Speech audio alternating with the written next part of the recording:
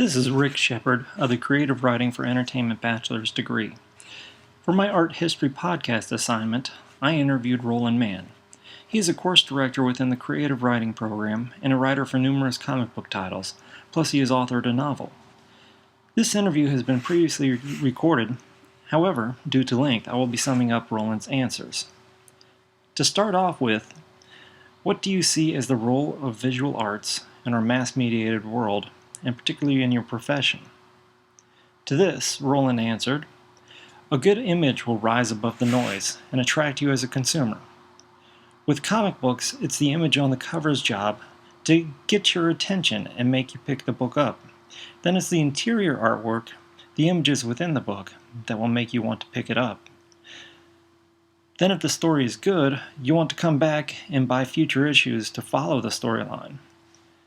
As a teacher of visual writing, it's my job to convey the ability to tell a story visually to the student. So then the writer will be able to relate an image that's compelling to watch, and not just a bunch of talking heads through the story." The next question: with new communications and media technologies, imagery is almost instantly available. Do you believe that this is having a positive or negative influence on the writing industry? And please provide an example. Roland responded, "I think it's a mix of both answers, positive and negative. It's positive for a reason that I already mentioned, in that imagery helps people rise above the noise. Negatively, I don't think people read as much as they once did. I think that's bad for society. For example, people get in an argument about a topic like the Second Amendment, which they don't know anything about because they haven't read the Constitution. I'm afraid that because we aren't reading as a society, that we are subject to propaganda, and the media has become a strong propaganda machine. And because of the media's propaganda, the real story gets hidden behind it or between it. Back to the main question, the good thing is that so much information is readily available. But the bad thing is so much of it is readily pirated. So if I put out a web series and 50,000 comics are pirated at a penny each, I've just lost $500. And that's rent. That's a big deal." The next question: what popular images do you see that are frequently rechanneled throughout the entertainment industry? To this, Roland responded, "This one was the hardest one for me to think of because I don't own a TV and I miss out a lot of the entertainment industry. From what I've seen, it's basically a lot of sex sells.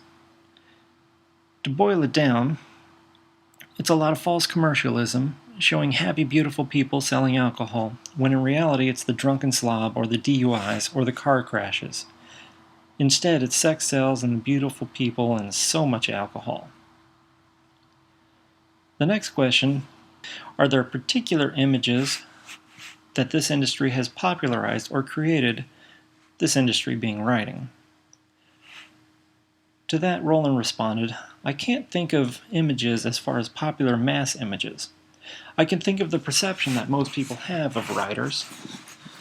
I think that the image of writers is that they don't do a lot of work, but they make a lot of money. But we know that's true for about 5 of them. Like when Stephen King wrote as Richard Bachman, before the populace knew that they were the same person, the Bachman books had very little sales. But once everyone knew that it was King that wrote those books, the sales went through the roof. So the common perception of the writers is that we make a lot of money and we hardly do any work.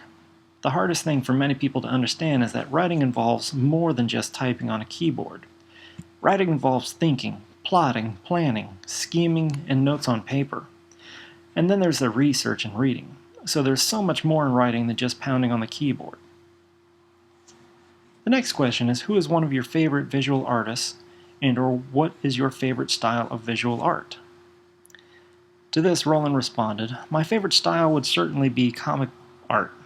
I've always loved the mix of words and pictures. Take movie writing.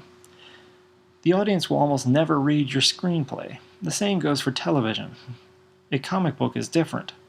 They'll read some of your words, Some of your words are intended for the consumer, and some of them are intended for the artist.